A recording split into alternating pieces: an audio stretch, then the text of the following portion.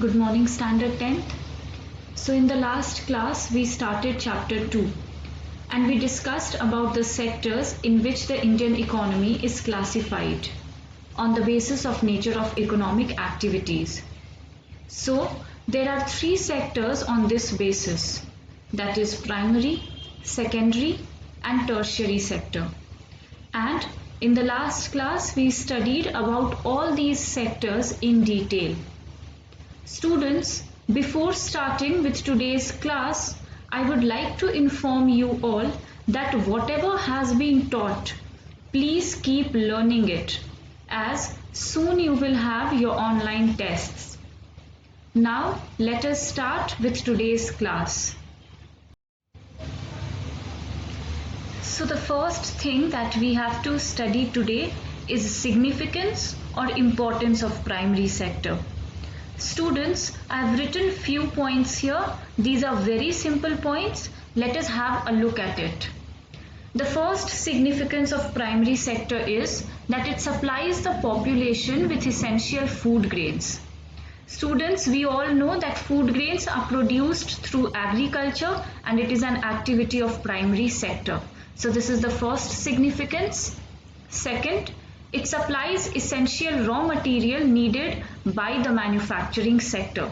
So students, this also we studied in the last class, that there are many raw materials that the secondary sector activities require for the process of manufacturing. For example, sugarcane is used to make sugar, or cotton is used in factories for making threads.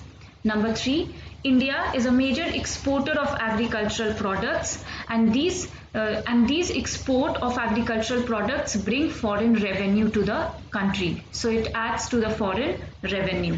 So this is the third significance. Number 4, it provides employment to a large section of population in the country. So we all know, students, that in our country a majority of the population is dependent on agriculture or primary sector activities, we can say, for their livelihood. So this is the fourth significance, that it provides employment to a large section of population. Students, I have written here significance of only primary sector. Similarly, you have to write the significance of tertiary sector in your homework copy. And minimum 3 points you have to write. So this is your assignment for today, first assignment. Moving ahead. Now let us have a look at this example. Suppose there is a sugar manufacturing unit. Now this industry will be needing sugar cane as a raw material. And we all know that production of sugar cane is an activity of primary sector. And sugar manufacturing is an activity of secondary sector. So we can say that secondary sector is dependent on primary sector. Similarly, this sugar manufacturing unit will also be needing proper transportation facility for carrying the sugar cane from the fields to the industry. And transportation is an activity of tertiary sector. So we can also say that secondary sector is dependent on tertiary sector. So students, from this example, we can conclude that economic activities, though they are grouped into 3 different categories, but they are highly interdependent. It is not that the activities are grouped into different classifications or groups, so they are not connected in any way. They are connected, they are interlinked, or we can say they are interdependent for one reason or the another. Moving ahead. Students, this is your second assignment for today. This table is taken from NCERT textbook, page number 21. You will complete this table. The first one is done for you all. Just go through it and accordingly you will do the rest. This is based on the topic that we studied just now, that different sectors are interdependent on each other.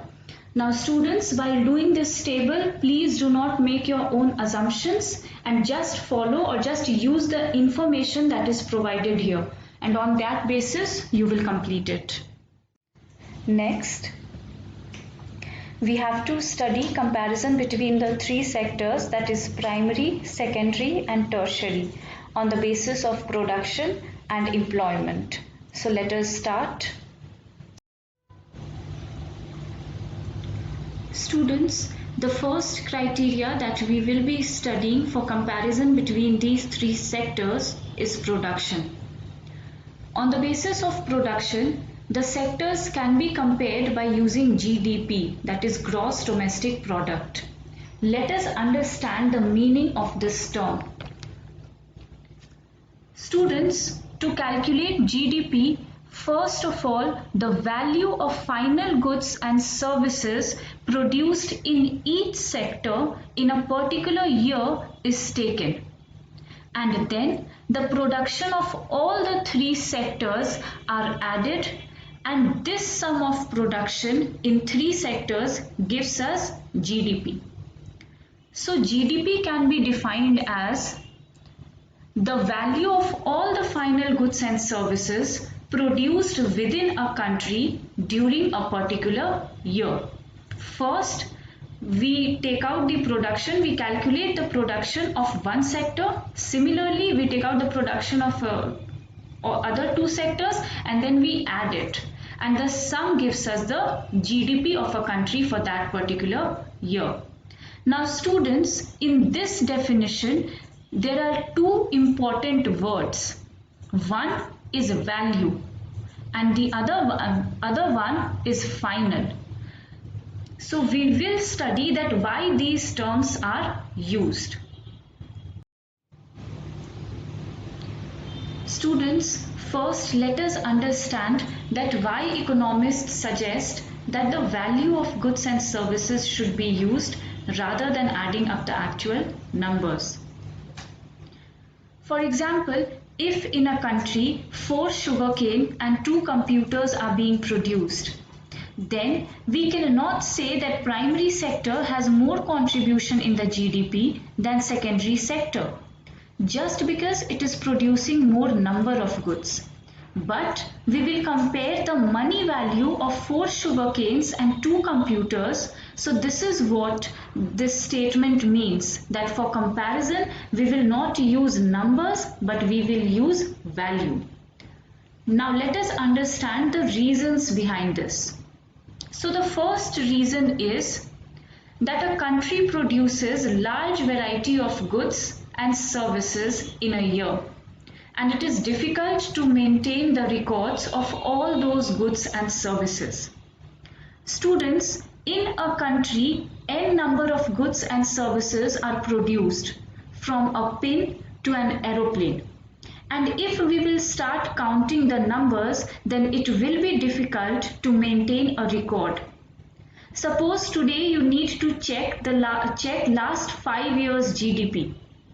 Then you can see it easily and you can also maintain a record of it, as it is just one figure for each year. That is the value of all the goods and services, the money value of all the goods and services produced.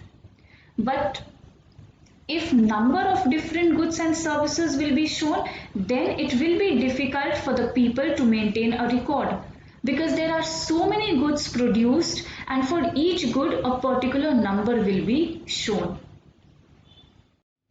Moving ahead to the second reason, and that is the value of the same commodity may be different in different years due to change in prices. Now students, if we take number, suppose last year 4 computers were produced in a country and this year also 4 computers are produced. Then if we will consider numbers, then the economy will be considered as static because the number is same. So that is why we take price and not numbers. Next, the third reason as to why we take the money value and not number is that every country may be producing different sets of goods and services. Hence, it becomes difficult to add them and compare countries.